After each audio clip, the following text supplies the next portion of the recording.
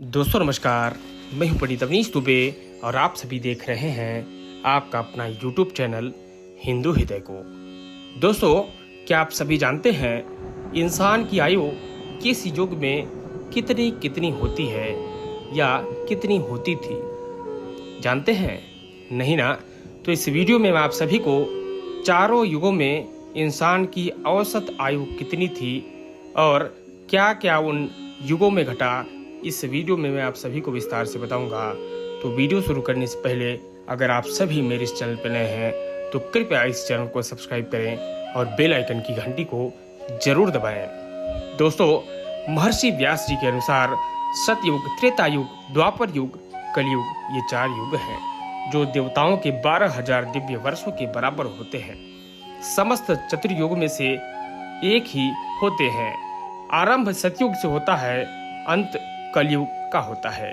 किसी भी जन्म में अपनी आजादी से किए गए कर्मों के मुताबिक आत्मा अगला शरीर धारण करती है।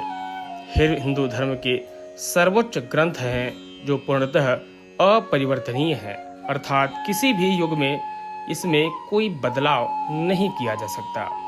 ब्रह्मा जी कृत युग में जिस प्रकार सृष्टि का आरंभ करते हैं वैसे ही कलयुग में उसका उपसंहार करते हैं। सतयुग, द्वापर युग, कलयुग, हर युग में कोई न कोई भगवान जन्म जरूर लेते हैं, ऐसा सभी लोग का मानना है। लेकिन क्या आप जानते हैं कि किस युग में इंसान कितने जन्म लेता है? इसलिए तो आइए जाने चारों युग के बारे में कुछ ऐसी बातें जो आपने कभी नहीं सुना होगा। दोस्तों, सतयुग के माने तो इस युग में भगवान राम ने रावण का वध करने के लिए जन्म लिया था, क्योंकि जब जब धरती पर पाप बढ़ा है तब तब भगवान ने इस धरती को अपना विराट रूप दिखाया है। सतयुग में धरती पर आत्माओं का वास हुआ करता था, जिसे वर्ल्ड ऑफ सोल भी कहा जाता है। जैसे हर शरीर का अंत होता है, ठीक वैसे ही एक समय का भी अंत होता है। ऐसा माना जाता है कि सतयुग की 17,28,000 साल बाद खत्म होती है, जिसमें एक सामान्य व्यक्ति 1,00,000 वर्ष तक जीवित रह सकता है, जिसका कद लगभग 32 फीट लंबा हुआ करता था। इस युग में इंसान अपनी इच्छा के अनुसार मर सकता था। तो चलिए बात कर लेते हैं त्रेता युग में। हिंदू धर्म में श्री राम श्री विष्णु के 10 अवतार में 7वें अवतार है, लेकिन यह बहुत रहस्य कम लोग जानते हैं कि श्री राम की मृत्यु कैसे हुई।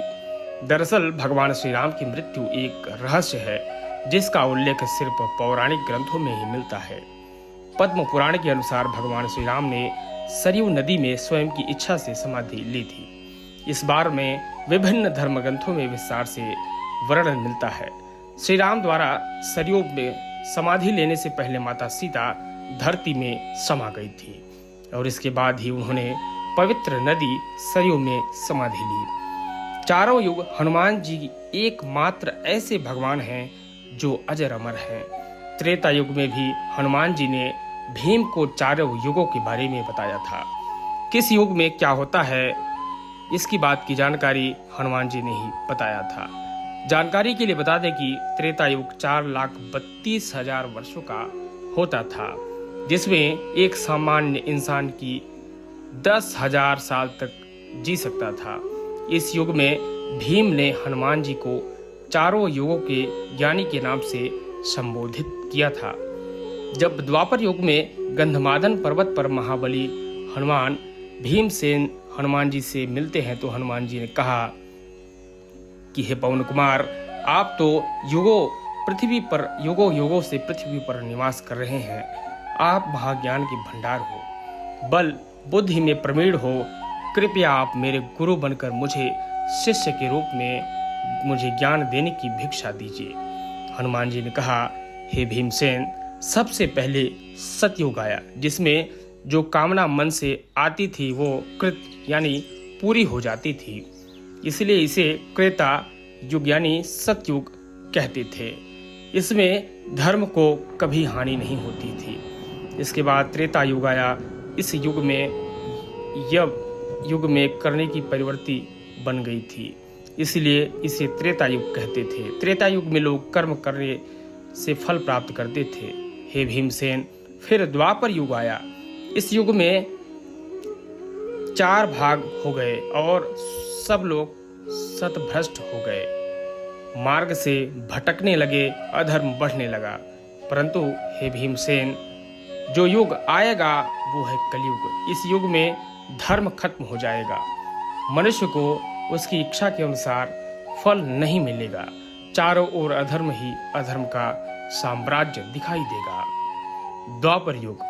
द्वापर युग, यह युग 8,64,000 वर्षों का था, जिसमें प्रत्येक व्यक्ति की आयु 1000 साल तक मानी जाती है। ऐसा माना जाता है कि जैसे जैसे धरती पर पाप बढ़ेगा, वैसे वैसे इंसान की जीने की उम्र और उसकी इच्छा की पूर्ति कम होने लगेगी। हनुमान जी का कहना था कि द्वापर युग में लोग धर्म के मार्ग से भटकने लगेंगे और धरती पर पाप बढ़ने लगेगा। जैसे कि आप सभी जानते हैं कि इस युग में विष्णु जी ने खुद श्री कृष्ण का अवतार लेकर कंस का वध किया था। दोस्तों, अब बात करते हैं कलयुग के बारे में। ऐसा माना जाता है कि कलयुग में एक आत्मा का जन्म 45 बार होता है और उसकी उम्र लगभग 100 वर्ष तक ही होगी। इस युग में इंसान पर्यावरण को तहस नहस कर देगा और इस युग में इंसान की इच्छा पूर्ति कम हो जाएगी और वे पाप का भागीदार बन जाएगा। कलयुग के अंतिम काल में भगवान विष्णु का कल्कि अवतार होगा। यह अवतार विष्णु यशा नामक ब्राह्मण के घर में जन्म लेगा। भगवान कल्कि बहुत ऊंचे घोड़े पर चढ़कर अपनी विशाल तलवार से सभी अधर्मियों का नाश करेंगे। भगवान कल्कि केवल 3 दिनों में पृथ्वी से समस्त अधर्मियों का नाश कर देंगे। माना जाता है कि कलयुग में अंतिम समय में बहुत मोटी धार से लगातार वर्षा होगी, जिससे चारों ओर पानी ही पानी हो जाएगा, समस्त पृथ्वी पर जल हो जाएगा और प्राणियों का अंत हो जाएगा। इसके बाद एक साथ 12 सूर्य उदय होंगे और उसके तेज से पृथ्वी सूख जाएगी। दोस्तों, इस ज्ञानवर्धक वीडियो में इतना ही। अगर ये वीडियो आप सभी को पसंद आया हो तो इस वीडियो को लाइक करें, शेयर करें और ये वीडियो कैसा लगा अवश्य बताएं, क्योंकि दोस्तों बहुत मेहनत से हम आप सभी के लिए वीडियो लाते हैं। तो उम्मीद करते हैं आप सभी हमारा मनोबल अवश्य बढ़ाएंगे। बहुत बहुत धन्यवाद।